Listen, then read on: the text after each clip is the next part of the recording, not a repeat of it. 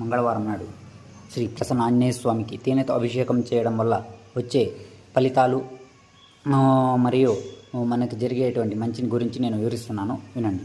మంగళవారం నాడు శ్రీ ప్రసన్న ఆంజనేయ స్వామికి తేనెతో అభిషేకం, మధు అభిషేకం చేయడం అత్యంత శక్తివంతమైన పూజా విధానంగా శాస్త్రాలు చెబుతున్నాయి. జ్యోతిష్ శాస్త్ర ప్రకారం మంగళవారం అంగారకుడు కుజుడు పాలిస్తాడు. కుజుడికి గ్రహ దోషాలను శాంతింపజేసే శక్తి హనుమంతునికి మాత్రమే ఉంది. మంగళవారం నాడు శ్రీ ప్రసన్న ఆంజనేయ స్వామికి తేనెభిషేకం చేయడం వల్ల వచ్చే శక్తి కలిగే విశేష ఫలితాలు తేజస్సు మరియు ఆకర్షణ శక్తి వృద్ధి, ముఖ వర్చస్సు. పురాణాల ప్రకారం ఆంజనేయ స్వామికి తేనెతో అభిషేకం చేయడం వల్ల తేజస్సు, ముఖంలో దైవిక కాంతి మరియు సహజ సమాజంలో గౌరవ ప్రతిష్టలు పెరుగుతాయి. ఆకర్షణీయమైన వ్యక్తిత్వంలో ఉన్న లోపాలు తొలగిపోతాయి. ఇతరులను ఆకట్టుకునే సంభాషణ చాతుర్యం లభిస్తుంది. కుజదోష నివారణ, వివాహ యోగం.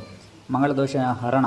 జాతకంలో తీవ్రమైన కుజదోషం లేదా మంగళదోషం ఉన్నవారు ఈ అభిషేకం చేయడం వల్ల గ్రహపీడలు తొలగిపోతాయి. వివాహ అడ్డంకులు తొలగడం.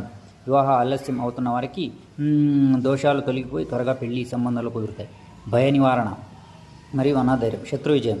కుజుడు మరియు హనుమంతుడు ఇద్దరూ ధైర్యానికి ప్రతీకులు. తేనె అభిషేకం ద్వారా తెలియని భయాలు, మానసిక ఆందోళన, శత్రువుల నుండి వచ్చే సమస్యలు నశిస్తాయి. ఆత్మవిశ్వాసం.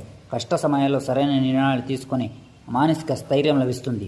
ఆరోగ్య ప్రాప్తి మరియు రోగ నివారణ. శారీరక బలం. తేనెను ఆయుర్వేదంలో అమృతంగా భావిస్తారు. స్వామిని తేనెతో అభిషేకం చేయడం వల్ల దీర్ఘకాలిక అనారోగ్య సమస్యలు, రక్తం లేదా చర్మానికి సంబంధించిన వ్యాధుల నుండి ఉపశమనం లభిస్తుంది. బద్ధకం వదలడం. శరీరం ఉత్తేజమైన బద్ధకం తొలగిపోతాయి. చురుకుదనం పెరుగుతుంది.